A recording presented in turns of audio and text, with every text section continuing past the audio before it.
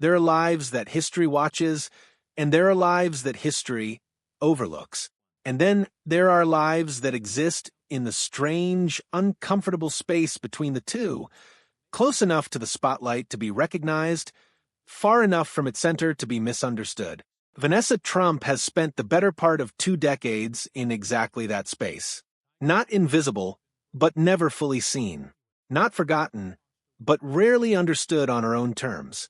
And then on May 20th, 2026, in 7 words posted to Instagram with no publicist, no press release, and no carefully managed narrative, she became impossible to look past. I've recently been diagnosed with breast cancer. 7 words that stripped away every borrowed name, every tabloid reduction, every headline that had ever defined her by someone else. 7 words that were, for the first time in a very long time, entirely and devastatingly her own. To understand the weight of that moment, you have to go back to the beginning. Not to Mar-a-Lago, not to the marriage, not to the motorcades and magazine covers. You have to go back to a girl named Vanessa K. Pergolizzi, born on December 18, 1977, on the Upper East Side of Manhattan. Her mother, Bonnie K. Hayden, ran a modeling agency. Her stepfather, Charles Hayden, was a lawyer.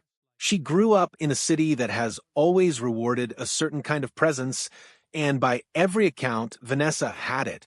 She attended the Dwight School, a private institution on the Upper West Side.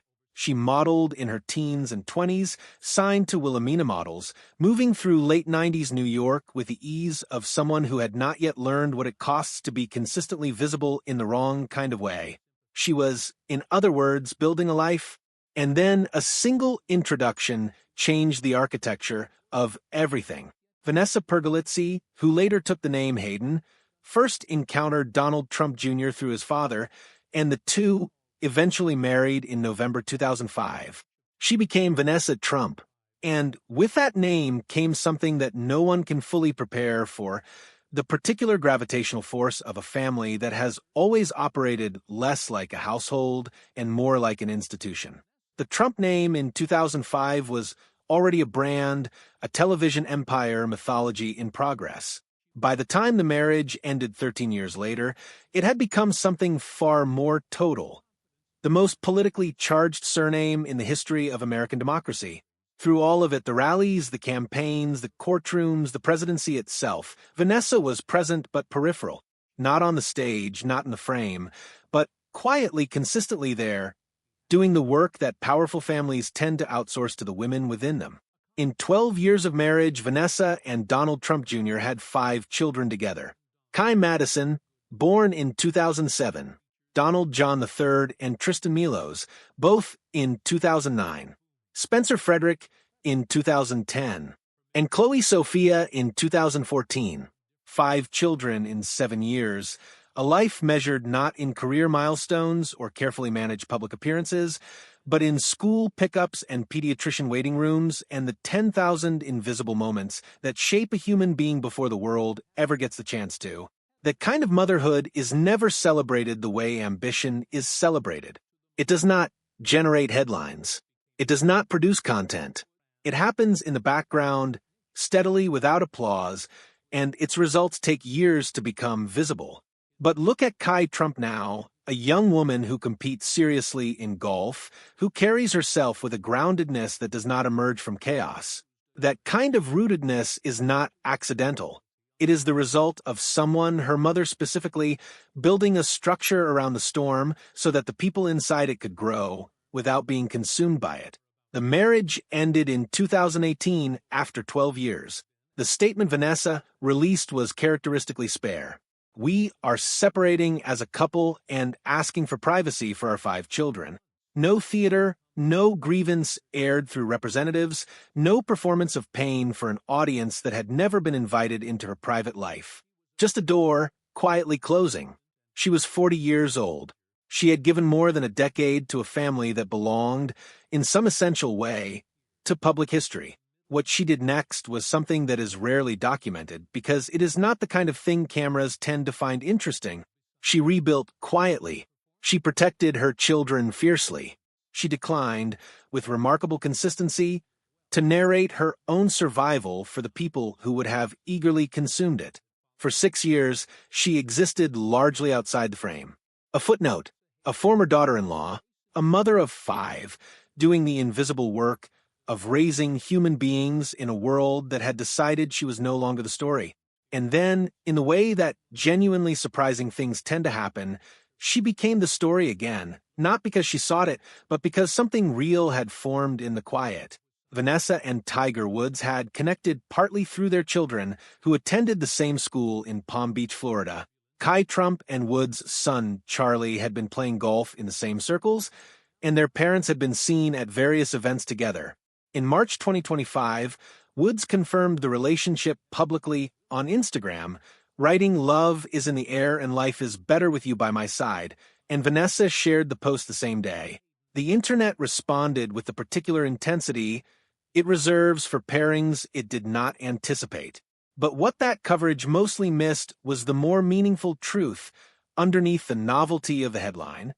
These were two people who had each survived something enormous, who had each stood in the wreckage of carefully constructed lives and watched them come apart, who found each other not in triumph, but in its aftermath.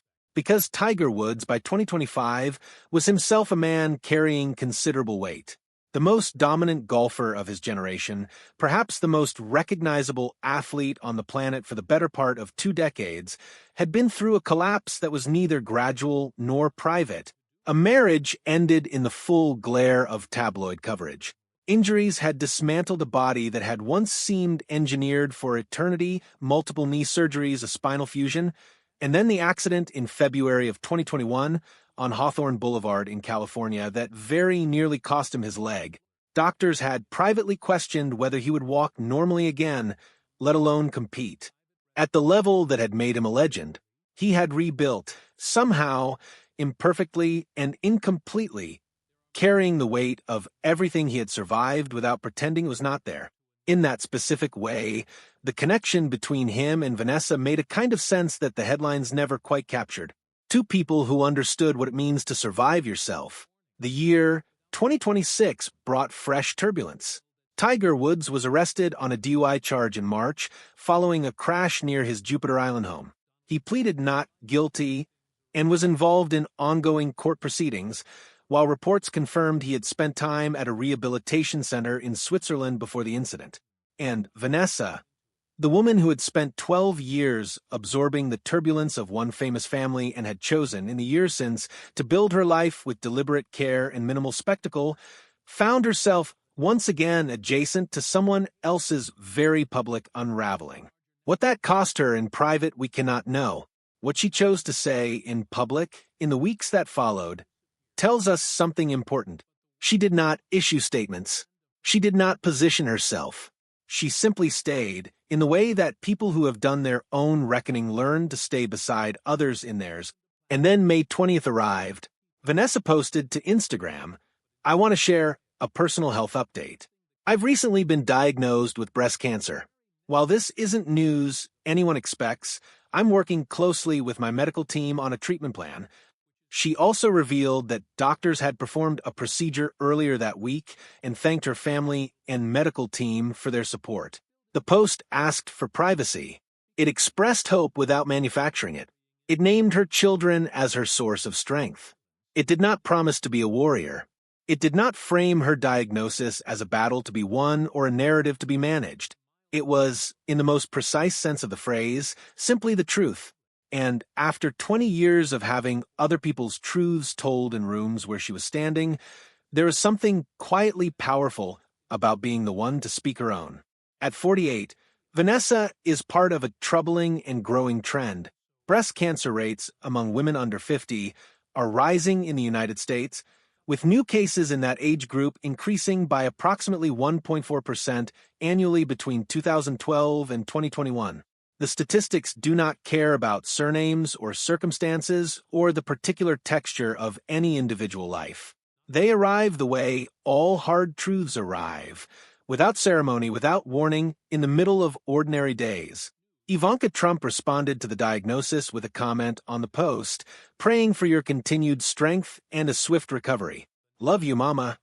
That word, Mama, cuts through every layer of political complexity and family history and arrives at the simplest, most durable truth about who Vanessa Trump has always been underneath every other name she has carried. A mother, the center of 5 lives, the person her children look toward. By mid-June, Vanessa had shared an update. She was beginning the 2nd stage of breast cancer treatment after spending 4 weeks recovering from surgery, describing herself as grateful to be healing and moving forward and extending love and strength to everyone fighting the same battle. The update carried the same quality as every statement she had ever made, measured, honest, without performance. She did not over-explain. She did not invite pity. She simply told the truth and kept moving. That is, in the end, what the story of Vanessa Trump is really about. Not the famous family she married into. Not the famous man she is now beside.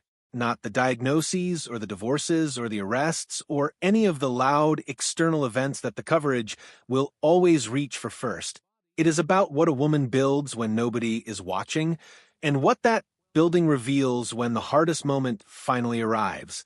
5 children who are grounded and loved and capable of caring about things for their own sake. A life reconstructed with dignity after a marriage ended. A relationship chosen freely in the aftermath of loss between 2 people who understood each other's particular kind of survival. And now, a diagnosis met not with theater, but with focus, with hope, and with the specific clarity that tends to come to people who have already survived more than the world gave them credit for. Vanessa K. Pergolizzi was her name before any of the other names arrived. Before Hayden, before Trump, before every headline that mentioned her only in relation to a more famous man. She was always, underneath all of it, exactly herself. And on the day the hardest news came, she proved it, not by performing strength, but by speaking plainly in her own voice without anyone else's name attached. That is not a footnote. That is the whole story.